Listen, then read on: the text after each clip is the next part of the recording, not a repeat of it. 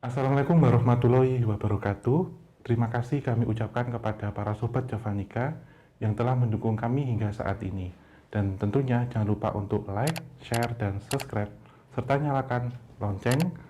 Semoga bermanfaat dan selamat menyaksikan. Wassalamualaikum warahmatullahi wabarakatuh.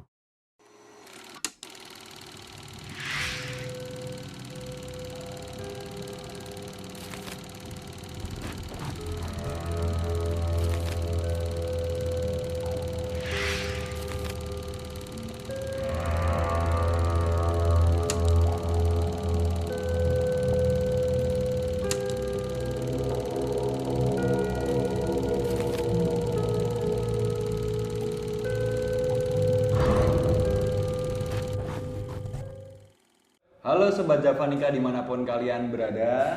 Assalamualaikum warahmatullahi wabarakatuh. Salam sejahtera, namo buddhaya, om swastiastu. Waduh, asik, lengkap ya. Lengkap Sampai sekarang. Kepala negara. Tentunya kembali lagi kita di channel kita bersama Kisah Tanah Jawa, dan kali ini kita ada di program obrolan santai, bener ya? Iya benar mas. Benar, obrolan santai. Lupa ya. Sebelumnya, karena sebelumnya kan saya kan datang ke sini katanya mau obrolan santai. Temanya apa hari ini? Hari ini menjawab pertanyaan. Loh, menjawab pertanyaan saya nggak tahu gitu kan. Hari ini kita kembali lagi ke agak-agak ke format-format yang lama ya Om ya, kayak Q&A ya. ya Q&A. Waktu itu kita sempat pernah menjalankan program ini juga, tapi karena waktu itu kan modelnya kita live stream ya, jadi kayak mungkin masalah koneksi jadi pertimbangan juga. Mungkin kali ini kita akan bikin ini aja, tanya jawab dalam bentuk format obrolan santai ya. Sebelumnya kita udah memfilter beberapa pertanyaan dari sosial media, terutama di Instagram. Ini kita ambil ada 1 pertanyaan, 2 pertanyaan, 3 pertanyaan, tapi ya ini kita lihat aja nanti sebagaimana jauh kita akan membahas ini. Langsung aja ya Om ya. Ini satu ya? Ya, Ya. ada 1 pertanyaan ini dari Instagram, dari @masapu_tra, Mas Saputra. Beliau bertanya tentang, sebenarnya pertanyaan ini sangat-sangat banyak ditanyakan oleh kalian-kalian semuanya Sobat Javanika yang sering menonton tontonan video kita. Pertanyaan dari Mas Saputra ini, bagaimana sih caranya orang bisa melakukan perjalanan ke dimensi lain? Itu sebuah hal yang terlihat keren ya menurut kacamata orang awam kayak gitu. Karena saya pribadi selalu menganggap orang bisa spiritual traveler ke alam lain tuh keren, tapi sebenarnya itu benar bisa terjadi halusinasi semata atau hanyalah ya isu belaka sebenarnya? Iya, sebenarnya mewakili 3 itu tadi Mas. Jadi ada yang ini real, benar, halusinasi ataupun hanya tipu belaka ya. Ya. Kejadian seperti ini itu disebutnya dengan interdimensional. Jadi antar dimensi. Bisa secara ke dimensi astral atau dimensi gaib. Yang kedua itu adalah ke dimensi alam bawah sadar. Kemudian juga mengikuti dengan pola spiral dimensi waktu Mas. Yang itu juga berkaitan dengan fisika kuantum dan teori relativitas dalam ilmu fisika. Zaman dahulu kan kayak kita dulu ke Gunung Padang. Oh iya. Pernah ngerasakan yang duduk di itu batu teleportasi? Iya, pernah. Waktu kita duduk di situ itu seperti merasakan ada di bagian dari tubuh kita itu seperti ini melayang Mas, ada tertiup angin, sehingga orang dahulu menyebutnya ini dengan teleportasi, berpindah ke lain tempat, baik satu dimensi ataupun dual dimensi dalam waktu bersamaan, tidak terikat oleh ruang dan waktu Mas. Jadi misal ada orang yang waktu itu ada di Jogja nih, belumnya bisa ditemukan ada yang di Magelang, ada yang di Jakarta, ada di Surabaya dalam waktu yang sama. Hal ini kan terjadi seperti dulu waktu zaman kemerdekaan. Jadi para petinggi-petinggi bangsa kita yang memiliki kewaskitauan itu memiliki ajian seperti itu Mas, berpindah. Salah satu yang terkenal nih Om, yang Pak dari petinggi dari Jogja itu sendiri, yang dia pernah melakukan rapat di Indonesia, tapi di waktu yang sama dia juga melakukan rapat di Belanda. Di tempat lain ya. Itu kalau kalian mau nggak percaya, saya sebenarnya juga nggak percaya, tapi ketika dihadapkan dengan fakta-fakta sejarah yang seperti itu sekarang, gimana coba kalian mau menjelaskan dengan akal logika kalian? Emang nggak bisa gitu. Tapi Om, pertanyaanku tentang spiral waktu ya, sebenarnya spiral waktu itu kalau kita lihat dari kacamata orang biasa itu sebenarnya letaknya dari mana sih Om? Spiral waktu itu sebenarnya ada di mana-mana Mas. Jadi kalau kayak kita waktu syuting ini gerbang antar dimensi, pernah tidak waktu kita ngomongin sejarah suatu tempat, itu kemudian datang angin yang dia seperti berputar. Tornado kecil lah. Muter-muter saja gitu. Itulah sebenarnya spiral dimensi waktu, Mas. Tetapi yang di bawah ini kan posisi kita sewaktu sadar, sehingga di waktu sadar itu infografinya datang ke kita. Tapi kalau pas kitanya yang tidak sadar dalam artian alam bawah sadar seperti perjalanan spiritual atau yang sering kita dengar dengan astral projection, itu yang ruh kita yang keluar, Mas, yang mengikuti spiral dimensi waktu. Spiral dimensi waktu sendiri lebih banyak itu ke masa lampau dan sedikit sekali yang ke masa depan. Jadi memang ada orang yang memiliki kewaspadaan tertentu itu bisa masuk, Mas, dalam artian tidak seluruh tubuhnya secara fisikly tapi secara spiritual. Sehingga dalam metode retrokognisi pun dijelaskan bahwa untuk mencari ataupun mengetahui info-info data sejarah itu juga diperlukan setidaknya dapat terkoneksi dengan spiral dimensi waktu atau disebutnya dengan time travel itu, Mas. Jadi teman-teman semuanya mungkin untuk penggambaran lebih mudahnya, mungkin kalau kalian pernah melihat di film-film horor yang paling terkenal itu film Conjuring mungkin ya. Dari film Conjuring itu kan ada kan ya yang disebut dengan astral projection, itu mungkin dia dengan tidur terus nyawanya tuh dia keluar dari tubuhnya. Itu emang benar seperti itu ya? Iya, ini disebut kalau orang Jawa ngerogoh sukmo. Iya, sebenarnya waktu kita tertidur itu kan mengalami 3 kejadian. Kita mimpi tapi tidak ingat, itu disebutnya bunga tidur. Kemudian waktu kita tertidur kita seperti jalan kemana. Waktu kita terbangun kita bisa menceritakan apa yang pernah kita alami sewaktu kita terlelap tadi. Itu disebutnya dengan perjalanan spiritual. Yang terakhir nih, Mas Genta, yang disebut dengan rogo sukmo. Jadi waktu kita tertidur, sukmo kita atau ruh kita terbangun, kita melihat diri kita sendiri tertidur, kemudian terbawa pergi. Bahkan beberapa kasus yang astral projection itu nggak sehari 2 hari, ada yang lebih, ada yang 3 hari, ada yang 7 hari, sehingga ada yang mengalami orang seperti mati suri. Dan waktu terbangun kembali, ruhnya kembali lagi, ada yang ngalamin pernah diajak kemana, bahkan ada cerita juga yang menceritakan dia, maaf ya ini entah benar atau salah, mengalami perjalanan spiritual ke akhirat contohnya. Jadi melihat siksa neraka seperti apa, siksa kubur seperti apa. Pernah dengar ya misal ada seperti itu.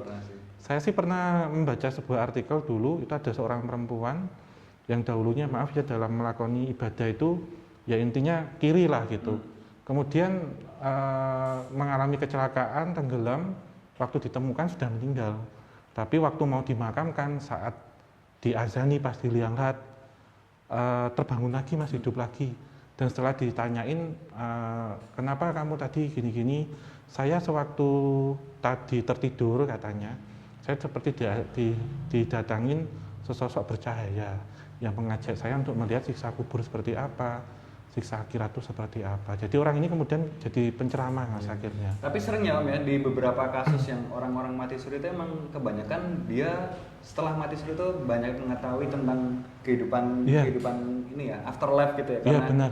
Saya pernah punya pengalaman pribadi dulu. Ya salah satu saudara saya pernah mati suri juga, dan setelah mati suri itu dia mengaku tentang bagaimana kehidupan afterlife itu seperti apa kayak gitu. Tapi kalau menurut based on the hitungan waktu gitu ya Om, ini kan rogo kita di sini, sukmo kita yang keluar, itu hitungan waktunya sama nggak kira-kira? Lebih ini, Mas, lebih cepat di dimensi lain. Jadi kalau kita melihat dari pertanyaan ini kan ke dimensi lainnya, itu perbandingannya boleh dibilang ini gampangannya ya hitungannya 1:10.000. Jadi 1 hari di sini itu 10.000 hari di sana. Sehingga ada terkadang orang yang dia mengalami mati suri itu sudah koma selama 7 hari, tapi dia merasakan waktu di sana itu hanya setengah jam. Jadi hanya ngelihat sebentar, kayak kunjungan apa sebentar, tapi pas bangun kok, wah saya sudah lama ini kamu ininya komanya, bahkan ada yang berbulan-bulan. Hal ini juga terjadi seperti kepada beberapa orang yang hilang di gunung, Mas.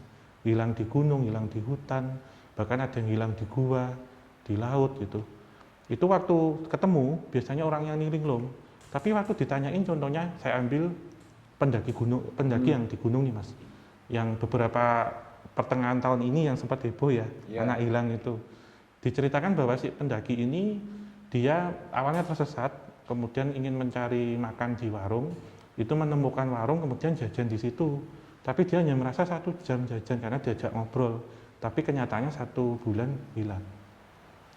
Gitu. Itu gambaran yang saya dapatkan dari saya, kan saya mikir dari kesimpulannya mungkin kayak gini teman-teman ya. Ya nanti bisa dibayangkan ketika nanti kita udah sampai di kehidupan yang lain itu betapa mengenakannya nanti kalau kita berada di surga dan betapa tersiksanya kalau kita berada di neraka, karena waktunya itu kan memang sangat-sangat lama ya, 1 hari di sini, 10 hari di sana. Bisa kalian bayangkan aja kita sekarang hidup dalam keseharian kita, tapi yang nggak kelihatan di sana tuh menjalani hari yang lebih lama dari kita gitu. Tapi memang dari yang kasus orang hilang tuh saya kemudian jadi percaya juga bahwasanya pintu ke dimensi lain itu ada. Sekarang bagaimana coba ceritanya? Sedang dicari dan itu waktu itu sempat ada suara-suara dia nangis atau dia apa gitu ya. Itu memang out of the box itu sih. Iya, sebenarnya ini banyak ditemukan di gunung sama hutan Mas Genta. Jadi kadang di gunung yang ada hutannya gampangannya ya. Ada 2 pohon besar begini. Itu ada semacam seperti membran, jadi seperti selaput tipis. Yang kayak kita kalau main ini loh, balon. Balon apa itu yang pakai deterjen itu. Dan bentuk itu kayak gitu Mas, dan si orangnya ini ada di dimensi sana. Jadi untuk suara ini kan sampai ke tempat kita, tetapi secara raga itu tidak bisa sampai Mas.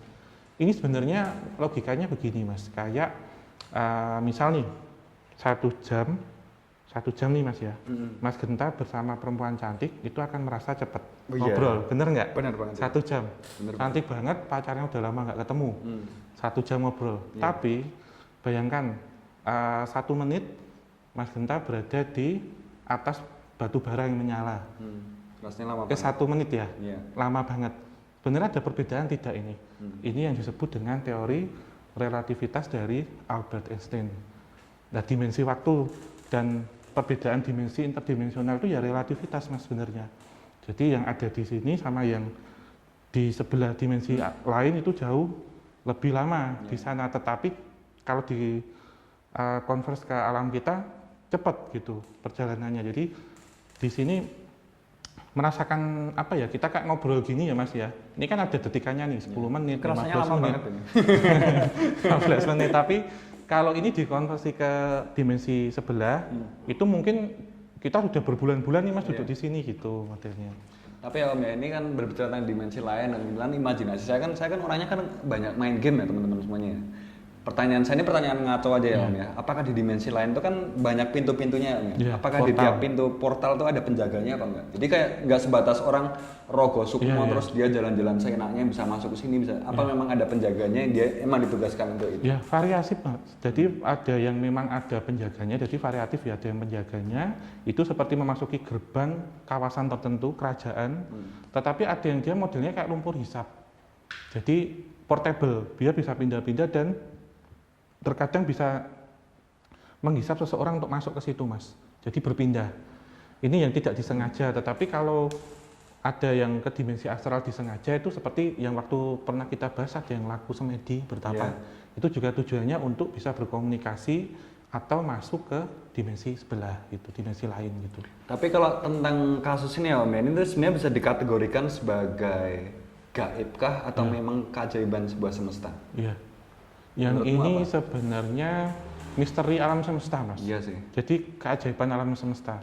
Jadi dimensi sebelah atau interdimensional itu tidak melulu berkaitan dengan makhluk astral, tetapi juga berkaitan dengan spiral dimensi waktu.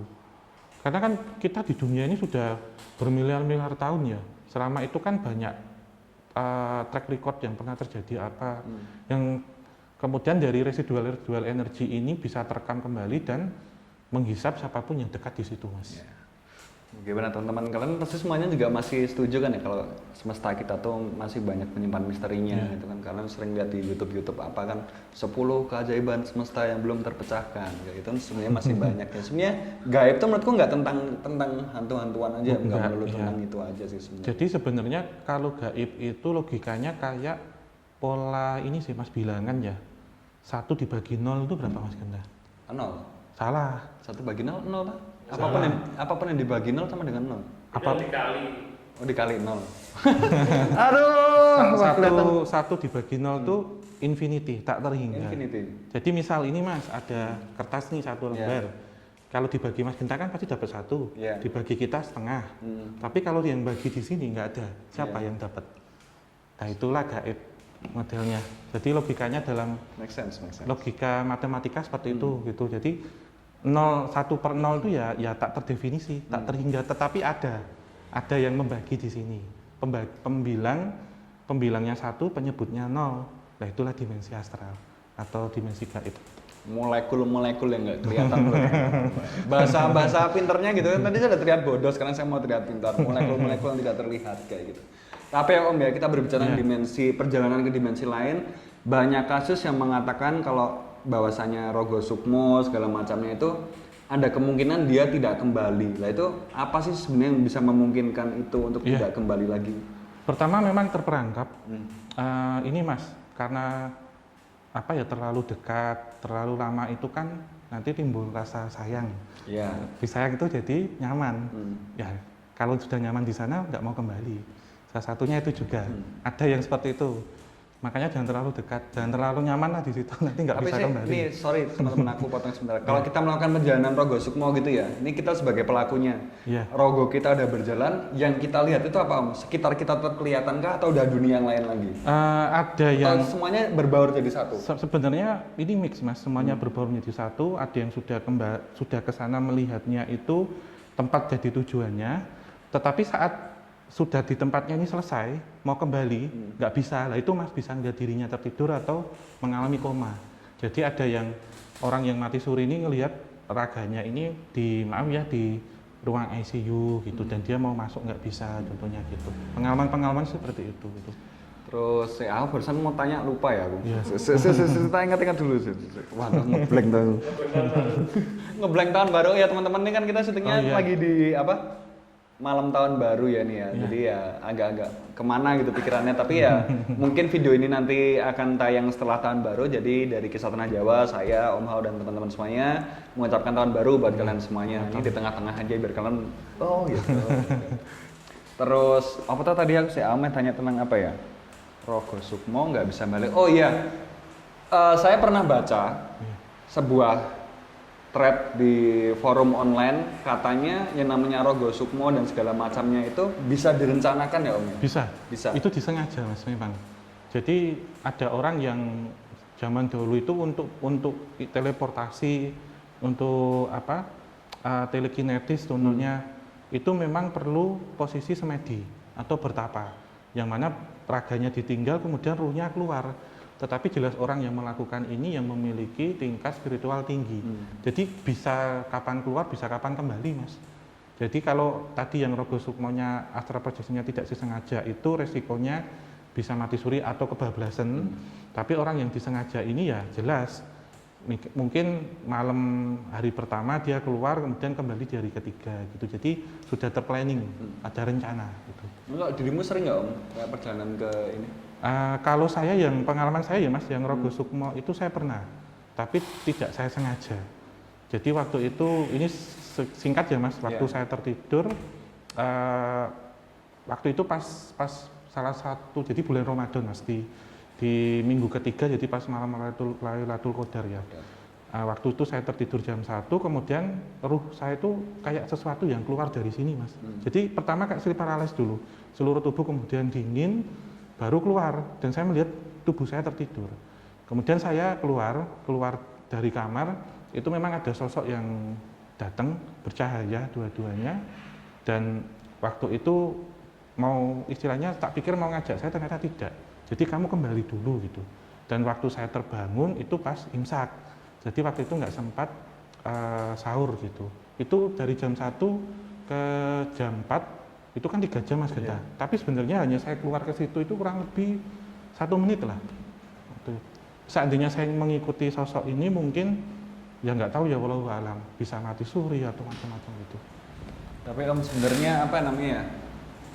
Semenarik apa sebenarnya yang ada di dimensi lain tuh, orang-orang tuh banyak yang mencoba untuk mengetahui ingin itu, bahkan sangat kepo dengan melakukan Rogo Sukmo. Sebenarnya apa sih ketertarikan dunia lain? Macam-macam Mas, bisa berkomunikasi dengan korin dari pendahulu pertama, yang kedua mencari sesuatu hal macam-macam, bisa bisa ilmu, bisa pengetahuan, bisa informasi. Yang ketiga memang secara tidak sengaja itu universal. Jadi tergantung tujuannya Mas, tapi rata-rata lebih ke berkomunikasi sebenarnya.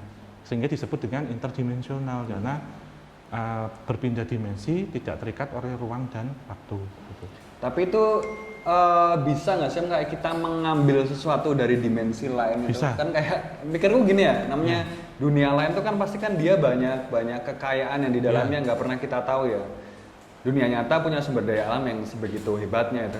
Lalu sumber daya di dunia lain kan kita juga nggak pernah tahu ya sebegitu banyaknya seperti apa itu. Ada nggak sih yang aku tak roh gosok Ada Mas. Cuma duit dunia kono. Iya, Ada nggak sih? ada contohnya seperti penarikan harta gaib. Ini yang kita bilang ke harta ya. Ada juga penarikan bisa mustika, kemudian permata, ada emas peninggalan perang, contohnya gitu Mas. Bisa, karena memanifestasikan benda yang semulanya tidak terlihat atau gaib ke benda nyata.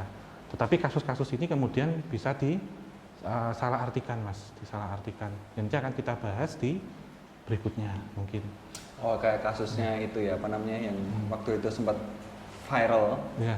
Yang katanya bisa menarik dari alam gaib, tapi ya itu jadi pembahasan lain aja lah ya, jadi kayak nanti kita bersambung lah nanti apa konsekuensinya gitu kan. Tapi kalau kita cuma jalan biasa atau ada konsekuensinya nggak sih?